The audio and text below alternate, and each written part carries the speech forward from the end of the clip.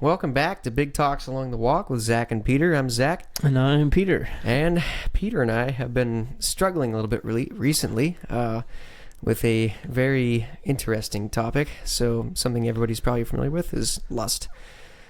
Yeah, so struggling recently, as in most of my adult life. But yeah, wanna talk about why we have this struggle and maybe what it's there for, and it's there for a reason. Yeah, so today is going to be kind of a broad overview of this topic. I think this is something we could talk about for the next 20 episodes. And like Peter said, this is something I've been struggling with this for probably 12 or 13 years, and I know he has too. It hasn't gotten really any easier for me. I don't know if I'm speaking for both of us here, but it kind of comes and goes in waves. You know, for those of you who do struggle with this, you know what it's like. To have it come back and to kind of go and to come back and to go again. But it's been on our hearts more, so we want to kind of delve into more detail about it. So. Yeah, and we've wanted to talk about this since the idea of the podcast came up, and so here we go tonight. Yeah, so, yeah, I like girls. I like hot girls, and I let that get into my mind and dwell on that. I can. And so I guess, yeah, maybe we should start off with defining what actually lust is. Sure. Yeah, I think that's probably a good idea. So this is not the Webster Merriam version of that, but I guess this is the Zach definition of that. You know, I guess for me, lust is an unhealthy desire for any one object. Specifically in this case, we're talking sexual lust. Lust for having sex, lust for girls, and that can be, I guess, within or a marriage or outside of a marriage as well. For my case, I'm going into a marriage, so it's kind of coming into a marriage, and for Peter's case, this is coming from singleness. So there's a bunch of different, and I think you can lust for different things too. You can, I think lust, again, is an unhealthy desire for something, and it becomes an obsession, becomes something that you dwell on, becomes something that you obsess over. It takes up a lot of your time, a lot of your energy. It kind of becomes a vampire, kind of sucks everything out of you. So would you add to that, Peter, or is that kind of what you're thinking too? I do like that. I would temper the obsession with, it could be an obsession for a small amount of time, not necessarily like all consuming all the time. Mm-hmm. Yeah. That's a pretty good general definition. Specifically here, we're talking about sexual desire. And so in that case, lust would be, I think, thinking about or desiring, in our case, a woman we're not married to. Yeah, exactly. I guess not to get too deep into it right off the bat, but I think that could even go into the one that you're with, because sex can very quickly become an idol. That could become something in your relationship that you focus on. And sex is meant to complement. It's meant to be a small part, yet a good part. God designed sex for a very specific reason. But it is meant to be a part of that relationship. And if it becomes something that you desire and you obsess over, then it becomes a negative thing. So I think that it could also be within a marriage too. And we'll dive into that more, and I can kind of explain my thoughts and feelings on that. But yeah, I don't know that I would necessarily call it lust if you want to have sex with your wife. Would you just call that idolatry? Maybe. I'm talking about an unhealthy sexual relationship. Yeah. Even if it's with your spouse. Yeah. Again, that's also a little bit outside of the scope of I would say that's outside the scope of what we're talking about. I think so too. But it's definitely something I want to cover at some point. Again, Like I mentioned earlier, this topic is vast, and it's something we could cover in about 20 episodes, but we're going to kind of keep it broad today and mention a bunch of ideas like that. Maybe not necessarily dive into every one of them, but more of a, general scope, like you mentioned. So, yeah, it's tough because, we know that God made men and women, and he made them to be together. We see in Genesis 2, 2:18. It's not good that man should be alone. I will make him a helper comparable to him. That's God talking. And so, like, yeah, that's good. We're supposed to generally get married. Maybe not every one of us, but it's good to get married and to, be sexually attracted to your wife. That's a natural and a good part of a marriage. So the tension comes, what do you do with that when you're not married? And it's still something that I really desire. And it's not really, marriage is not on the near horizon for me at all. And so it's hard for me to respect the sexual desire I have, and not to hate it, because then it causes me to sin, and not to, which I don't pray this, although I want to, is like, take it, God, just take it away. It'll be so much easier to follow you. I feel like I would be a better man, have more integrity. But the desire is good. But the situation, I have no outlet for it. I have no acceptable outlet for it. Mm-hmm. And yeah, my broken nature twists it. Yeah. So you're saying it's even more of in my mind, this is what you're saying. It's a decision. That desire itself is good. So when you feel that way, it's not necessarily a bad thing. But the decision to act on it outside of a marriage covenant, that is the sin. That is a sin. To dwell on it is also a sin. Mm-hmm. And that's tough. Yeah. Yeah, so keeping that in your head and having those thoughts and those desires and letting them play rent-free in your mind. Right. Because it's just leading you down into more temptation. Yeah. Deeper down that path. Yeah, I don't necessarily think that, like, whatever, you walk around a corner and there's just a gorgeous woman right there. And I don't know if that initial thought is necessarily wrong. And that's also not controllable. That's what you do with that. And there's a verse somewhere, which I don't have up, but it's like, take every thought captive.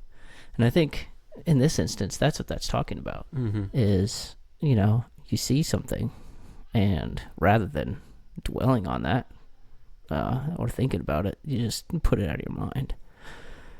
And yeah, that's hard, because you can't not think about something. Mm-hmm. You have to find something else to think about. You can't just say, I am not going to think about that woman. Doesn't work. You can't do that. No, you can't. You just can't. Yeah. Don't think about elephants. Yeah. What just came into your you're mind? going to think about elephants. Yeah. Exactly. Yeah. An interesting thing that it reminded me when you said that, we went to a men's conference probably a couple months ago now, and Yep. Dr. Paul Cannings was there. He was a visitor, and he spoke, and there was we were talking about lust. Yep, He's talking he about was. this moment. He's at the beach with his wife. They're sitting there. They're just watching the waves and whatnot.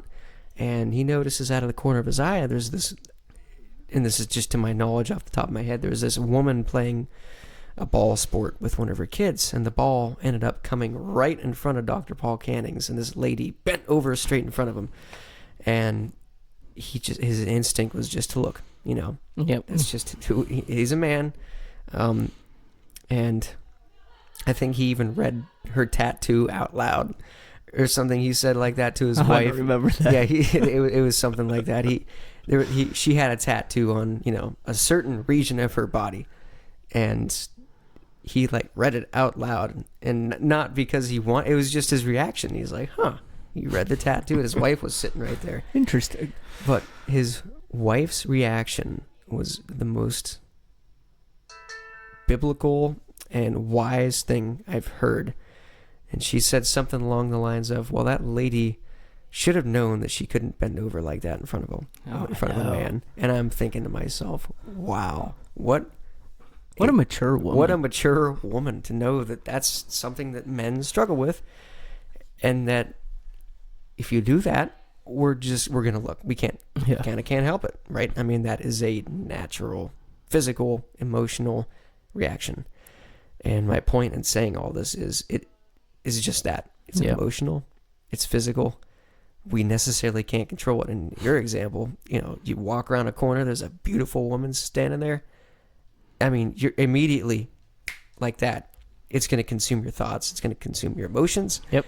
Your desires. You're going to start thinking with your second male brain. It happens almost instantaneously, and that desire is not bad. No, it's not, and that's the hard thing. I mean, there's multiple parts that are hard for me, but that's one of the hard things. Is like the desire's not bad, but at the same time, I need to shut it down. Yeah. In the moment, and think about something else. And Paul Canning's in that example. He's like, "Hey, we were talking about that boat out there, right?" And like he steered the conversation directly back to what they were talking about before. Which props to him for even remembering. Yeah, seriously. But yeah, he didn't dwell on it. His wife understood in the initial moment, and then he got him out of that situation.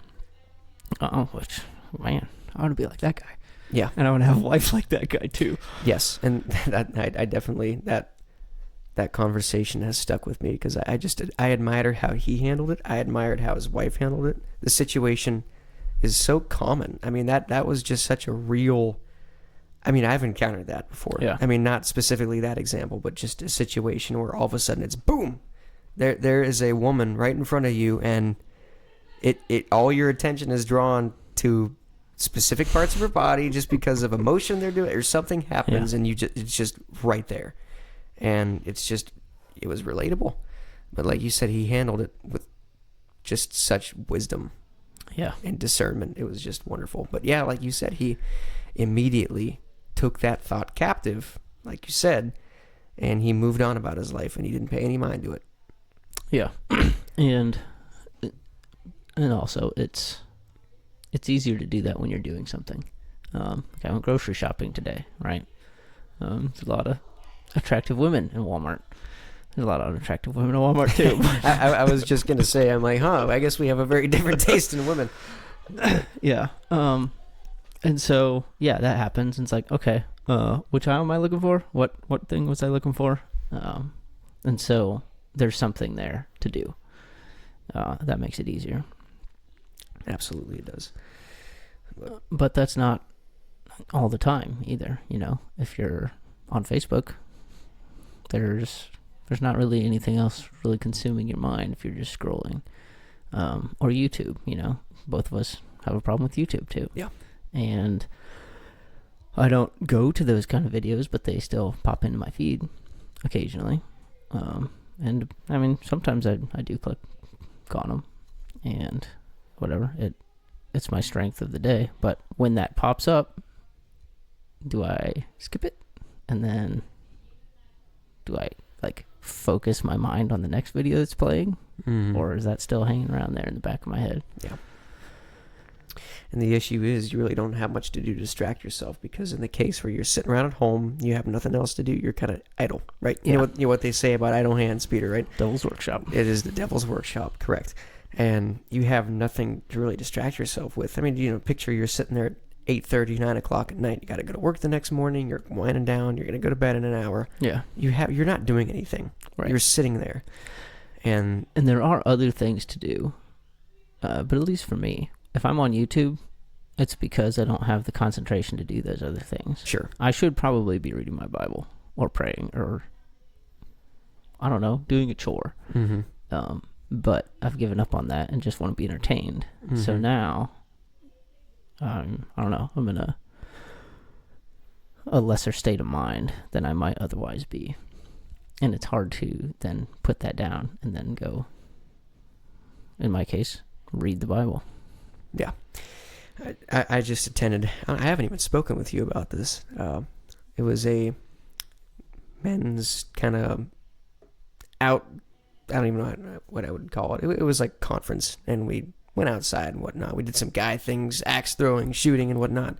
Had a couple classes, little seminars, and had a couple speakers, but this man eloquently spoke regarding sin sin are selfish, individual needs.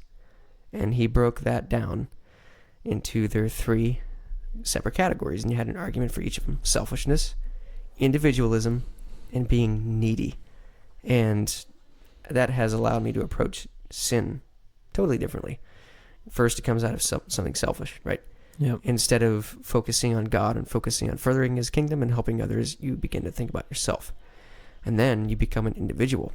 You remove yourself from men's groups, from prayer groups, from the church, from serving, and all of a sudden you think about yourself as an individual instead of being part of God's children. Interesting. And then you get needy.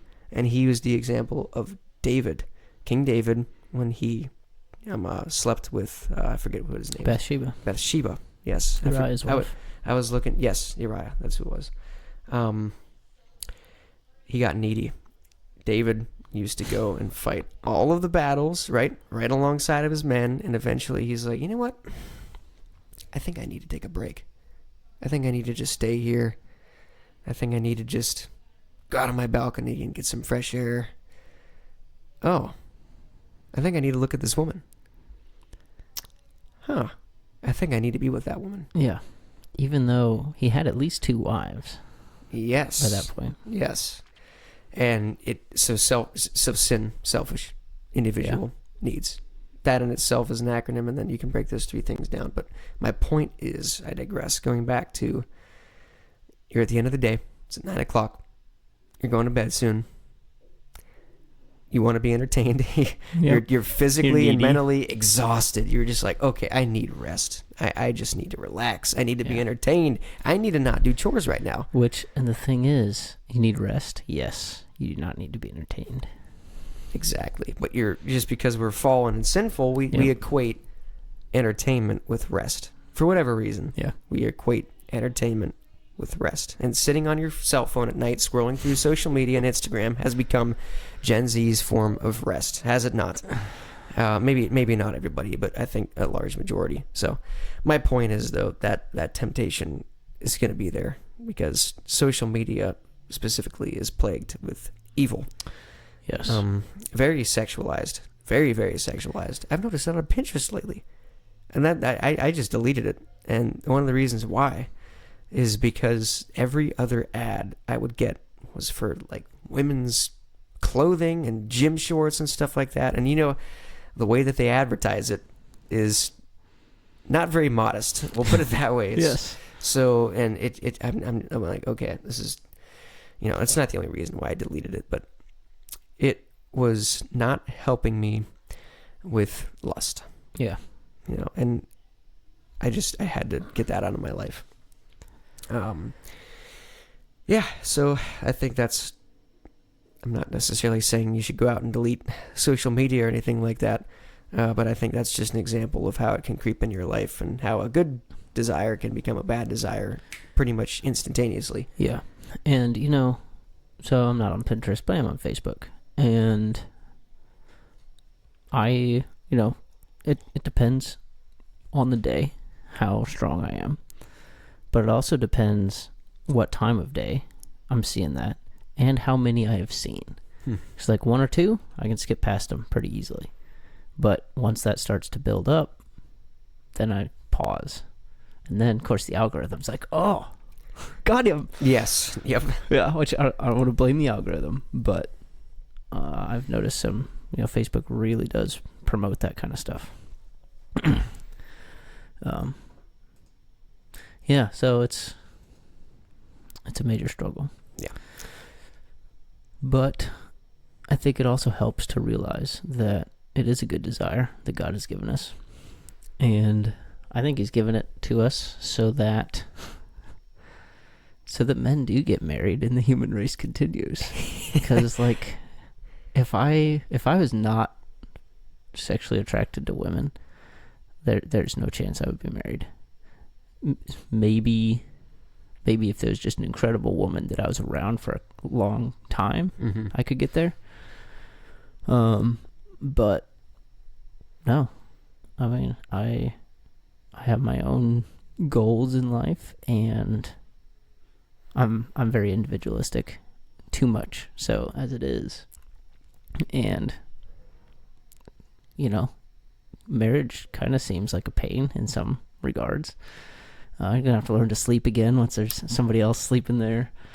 Now, there's somebody else you have to check with all the time. And I'm not trying to talk badly about marriage, but if there's no sexual desire there, like, what are you doing? Yeah. I don't see a lot of reason to do it otherwise. That might be the wrong thing to say. It would be hardly motivated to get married otherwise. So you're talking to someone who's getting married a month, right? Yep. So I wouldn't say one of the major reasons why I'm marrying her is because of my sex drive, but it is a decent portion. Yeah. Is because I have a desire for sex and I am sexually attracted to her. I mean, obviously, it's like you said, I did find an incredible woman who I do want to spend the rest of my life with, who I do want to sleep beside every night, who I do want to check in with every single day. But I might not have been as quick to propose and to get the ball rolling if I didn't have that desire. So I absolutely see where you're coming from. I think that God did put that desire in us so that we would marry, because we are pretty individual, and I am a very individual person as it is. I mean, now that I have lived with her, well, we haven't lived together, but I've done life with her for the past 3 years. It's like, okay, it's like, you always say, oh, I couldn't live without her. And I'm like, that's not true. I mean, for the person I am, like, I'm very self-sustaining. I can pretty much handle 99.9% of what I do by myself. And the reason I'm marrying her is because I know that we're going to further God's kingdom and we're going to be stronger together. Yes. And outside of that, like, I know where you're coming from. The desire and the need for somebody to help you is not there because men are self-sustaining. Yeah. And so yes, I would love to be with a woman who's like, a partner who I can serve the Lord with and like an equal,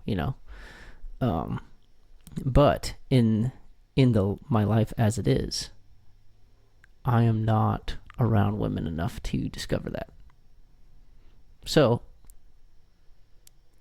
if I had no sex drive, I wouldn't pursue it. Because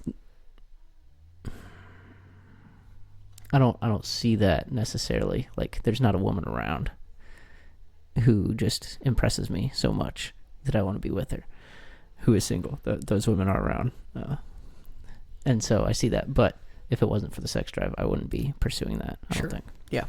So, yeah, a couple interesting verses I have to kind of back that up, too. And you mentioned Genesis 2:18. I want to follow up real quick with Genesis 2:24.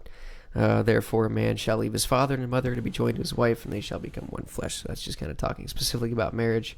That's also like the way of things, like the order of creation. Like, it is the normal way things work. And so, that's why it's normal to feel these things. Yeah, exactly. And then going to Corinthians, 1 Corinthians 7:2 reads, nevertheless, because of sexual immorality, let each man have his own wife, and let each woman have her own husband. Yeah. And 1 Corinthians 7 is a chapter that is all about marriage and singleness and sexual desire. As I've been single, it's a hard chapter for me. It gives me comfort and that there's purpose in singleness, but it also makes me sad too. Because I don't know, this might be a conversation for another day, but I do want to be single well, but I also want to be married, and that's a conflict in me for sure. I can see why. But 1 Corinthians 7, if you're single, go read it. At one point, Paul says it is better to be single than to be married, and I think he's talking about effectiveness for the kingdom. Sure. So if you want to serve God and you're single, you have an amazing opportunity to do that. Absolutely. Yeah, and one thing that you mentioned earlier before we started recording this, I don't remember exactly how you worded it, but marriage is not the end-all, be-all because of our sexual desire, but we are supposed to live out that sexual desire within that marital covenant. It is not a temptation for us and to force us to be married, but it is something that should, I want to say, kind of be a motivator. I think we kind of use that word already. It is to be a motivator. Because nevertheless, because of sexual immorality, let each man have his own spouse, basically is what this is saying. Because of sexual immorality is interesting to me. Yeah, it's almost like this is going to happen, so you should just get married. Yeah, and I definitely, the sinful side of me says it that way. And I have used actually the following verse, 1 Corinthians 7:9. But if they cannot exercise self-control, let them marry, for it is better to marry than to burn with passion. I have used that to justify masturbation and lust. And because I fall into the trap of, like you just said, it almost seems like God is saying, oh, well, God, I mean, we're just going to sin in this regard anyway, so you just get married, and it'll be okay. Like, I know you're going to sin this way. I know you're a guy. I know you got that desire. You're going to sin, so I want you to get married, and then it's going to be okay. And I'm like thinking to myself, when I'm having these very sharp, unpleasant desires, I'm like, okay, I'm going to get married anyway. I'm getting married in a month. It's fine. I'm getting married. And and this is the proof that I should get married, because I feel this way. This is the proof right here, right here in Corinthians, right here in the Bible. Yeah. And I know that that's not what that's saying at all. It's not an excuse to sin. No. Yeah. Exactly. It's not an excuse to sin. But again, it should be a motivator for us. But it should not be something that we use to justify our sin. No. For sure. And we shouldn't view marriage as the outlet of that desire. Like, the reason we get married should not be solely based off the fact that we need to get married because we're going to be sinning otherwise. Yeah, so find the nearest girl and marry her. Yeah, find the nearest girl and marry her because you're just a sinner. And if you marry her and you continue these things, you're no longer a sinner, so that's your free pass. It should not be like that. So I have fallen in that trap a lot. And marriage is, you should be having sex when you're married, and it's good and it's right for you to do that. But also, men typically have a higher sex drive, and so just because you're married doesn't mean that desire is fully fulfilled all the time. Yeah, and you're gonna have problems in your marriage. So for periods of time, probably it's not gonna happen. Hopefully shorter periods. Mm-hmm. So this is something I think about too. Like, we still need self-control even if we're married. But then that mean like we should have complete self-control and not need to have sex with our wives? No, I don't think so.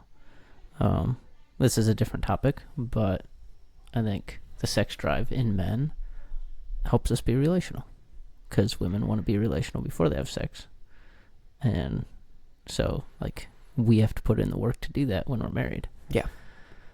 This is all theoretical for me here. Makes sense though. But so it's not to be able to completely control that desire. Maybe when you're single, but not when you're married. Mm-hmm. Sometimes you have to, but it's still supposed to be a motivator. When you're single, it's a motivator to get married. When you're married, it's a motivator to be closer to your spouse. Yeah, exactly. I definitely resonate with that, and I think there's some truth to what you're saying, because they have this love language test that you can take online, and Nicole and I filled it out on multiple occasions. The 5 love languages. Yeah, that's what it is. And for me, touch is always at the top. Really? I mean, by far. I receive love by receiving touch. That's just how I do it. So, and that kind of goes hand in hand with who I am in a lot of other situations too, because I am sort of an introvert, but I'm very much an extrovert as well. And it's like I hug people and whatnot, and I feel close to people, like if there's some sort of physical connection. But specifically with my fiance, I mean, when she gives me a big old hug and she's cuddling on me and stuff, that's when I feel closest to her. Interesting. I mean, I can't get enough of it. You know what I mean? So, and that kind of translates. You do know that's not just love language, right? No, I know. Yeah. It's not my only one, Yeah. obviously. And now hers is very different. Hers is receiving gifts and words of positive affirmation. So, affirmation. So, when I give her compliments and whatnot, I give her gifts. Obviously, there's other ways that she can see love and feel love, but that is the one that resonates with her most, and for me it's touch. So yeah, I definitely see where you're coming from. I wouldn't call it a reward necessarily, but it is definitely a motivator for me. Like, okay, closer I get to Nicole, I give her gifts, that builds her love for me, and in return, I get physical touch and love. And I don't want to make that sound transactional because it's a lot deeper than that. However, that is how love is built. And the Bible doesn't necessarily say this, but we call sex making love for a reason, right? Yep. You really do build a deeper connection with the people that you have sex with. Yeah. And that's another one of the reasons it's there for. And that's, I would argue, is one of the biggest reasons. That and reproduction is why God gave us sex. It's for lovemaking. To be closer, that is something that you only experience. You're supposed to only experience with your spouse, with the person you marry. That is the deepest, most intimate form of communication you can have with any individual person. Is that connection, and that is something that we should hold sacred. God holds it sacred, which is why, in the first place, if we haven't said, which is why acting outside of that covenant, that marital covenant, is sin. Which is why when you act on this, lust and this desire as an unmarried person, it is a sin because you're acting out of God's perfect plan for marriage and for sex. But going back to what you said, I definitely resonate with that because again, my love language is touch. So yeah. So it's. Yeah, it's tough to be single and to know that this is a good desire, and like I'm supposed to not give into it, but I'm also like it would not be good to be completely in control of it, because if I ever get married, then that will not draw me into closeness with my wife. So and I'm not close to being able to control that. Yeah. So I think it is something we just have to hold in tension, because there's no bow you can put on it to just fix it. Yeah. So one of the verses I have, I think, that I take comfort in, is Philippians 2:13. For it is God who works in you both to will and to do for his good pleasure. And, this isn't to minimize our responsibility to act and follow God's commands. But this verse is saying that, like, even our desire to do good is from God, who's working in us. And our ability to do good is God who's working in us. And, part of doing good is not doing evil, to resist sin and lust. And so, I don't know, this verse, it comforts me because it's like, God's here working in me. And I cannot beat this on my own. And more generally, I can't come to God on my own. And like, this is just one picture of that. Yeah. But, if we draw the line at masturbation, which God draws it a lot further than that, but just that, like, if that's what it takes is to not masturbate to get into heaven, like, I'm screwed. Yeah. Right. And so Jesus is really my only hope of getting into heaven. And the verse before that, verse 12. So this is Paul talking to a church, and it says, "Therefore, my beloved, as you have always obeyed, not only in my presence, but much more in my absence, work out your own salvation with fear and trembling. because it is God who works in you both to will and to act for his good pleasure. And, you know, this verse, work out your own salvation with fear and trembling. You know, that on the surface, it's like, oh, we're saved by doing works, by doing things. But it's followed up with God is doing the work in you. And it's like, it's him doing it in you. It's not even you doing it. So, and the fear and trembling, that's kind of where I get like, yeah, without Jesus, I really am hopeless. I can't live up to God's standards at all on my own. And like it says in James, whoever keeps the whole law yet stumbles in one point is guilty of all. And so, yeah, that's how I know that I need to trust in Jesus and put my faith in him, that his perfect life, he did live a perfect life that met God's standards. And so then when we trust in him, he gives us that righteousness, that perfect life, and it makes us right with God. And he forgives our sins. Wow. Yeah, that really struck a chord with me a lot. That's such a good reminder that it is God working in you, and you need Jesus. That is your only hope. He is your only hope. I mean, for me, I can't even, oh gosh, over the course of 13 years, how many times I have fallen into that sin and that temptation. Oh, and even now, I mean, there's no way that I'd be accepted into heaven if it was just based off of good works, because I have not done enough good works to overwrite all of those sins that I've committed over the years. And even furthermore, too, like you mentioned, I want to kind of expand on this a little bit. The line is not even drawn at masturbation. It's not physical. It starts with the eyes, right? Actually, Matthew 5:28 says this, "But I say to you that whoever looks at a woman to lust for her has already committed adultery with her in his own heart." Yeah, so that's the second glance in the grocery store, or the pause on the feed as you're scrolling. Yes. Yeah. I like how you said it, too. It's the second glance. It is when you make that decision to let that thought dwell and to act on that thought. It's not a sin to just look the first time. It's a sin to say it. You look, and then you take a moment, oh, she was pretty, and then you look again. And the reason why you're looking again is because you're looking, if you get my drift. It's not because she has a pretty necklace. It's not because she has a nice shirt on. You know, you're a man. You're looking at a few specific parts of her body because you're having a desire that you shouldn't be having. And you could multiply the number of times that I've physically sinned by about 10 to just looking.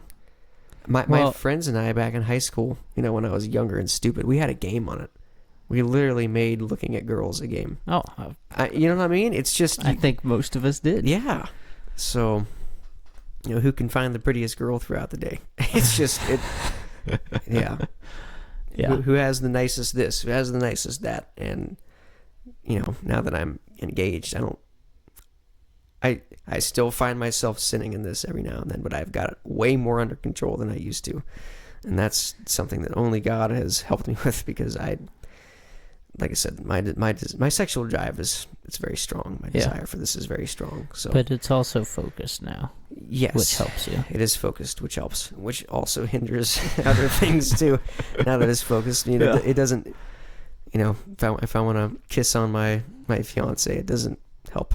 You know, having that drive focused more on her now instead of just generally for girls. It helps you not think about other women, but not think about her. It just, sex outside of marriage becomes a lot, you know, that becomes another difficult topic. It becomes a difficult, so. Yeah, so it's not a resolvable thing. No.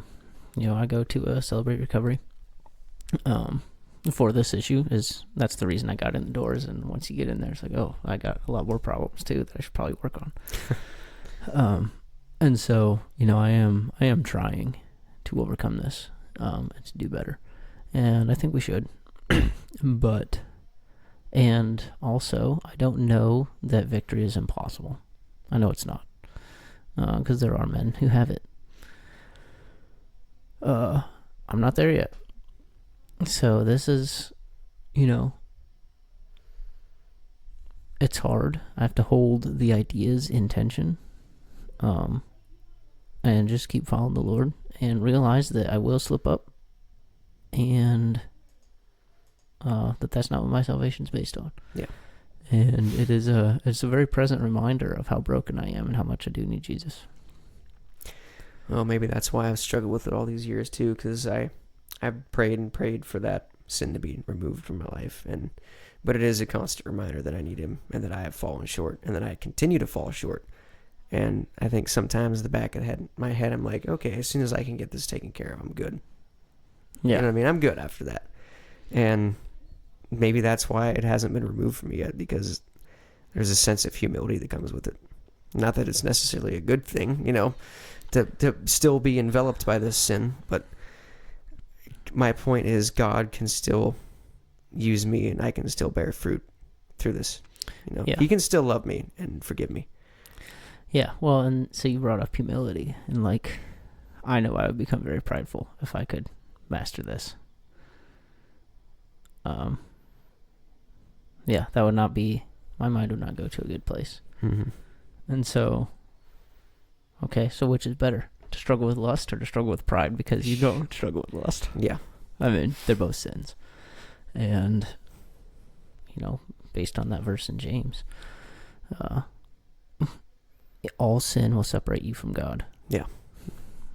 And so, yeah, God has grace on us, and He's the one who guides the journey. There's a verse in Proverbs says, a man plans his way, but the Lord directs his steps. Yeah. And this is a piece of that, I think. So, yeah, basically I just need to keep trusting God, keep striving for righteousness. And in Matthew 5 on the Sermon on the Mount, the Beatitudes, Jesus says, those who hunger and thirst for righteousness will be satisfied. And I do. There's a lot of time when I don't. When I'm struggling with lust, I really don't. But deep down, I do. And the promise is that someday that I'll be satisfied. And that we'll be in heaven. And we're not going to struggle with this anymore. That can't come soon enough. I know. That can't come soon enough. Come, Lord Jesus. Yeah. This life is a test. And I'm just trying to pass. But yeah. That's another thing they said in the men's conference. I forget which pastor said it, but he said the Christian life is a journey with no arrival. Yeah. That stuck out to me. Yeah, that stuck out to me too. That we've never made it. And maybe that's why. Maybe that's why I individually don't have victory over this, because I would think I made it if I did. Yeah, well, our victory is in Jesus. Yep. That's where the journey ends. Yeah. But it doesn't end as long as we're here, alive on the earth. Add it to your testimony and just try to live. Yeah. Yeah, and that's one of the reasons I'm okay talking about that on a podcast that goes out to I don't know who, is that it does point me to Jesus and point me to the gospel. Yeah. And hopefully it does that for whoever's listening. Yeah. Well, if anybody is struggling with this, I encourage you to open the Bible. Don't take our word for it, because we are struggling just as bad as you are. So pray about it. Get some help at your local church. This is not something that you can get victory over alone. No. If victory does come, it comes in community. Yeah. Well, we'll definitely dive into some of these topics in a lot greater detail. I think that was kind of a good overview of it. But I know there's a lot of areas that I could talk for about another 10 hours. So, in later episodes, we can kind of dive more into that. But thank you guys for tuning in today. I'm Zach. I'm Peter. And this is Big Talks Along the Walk. We'll catch you guys next week. Time. Yep.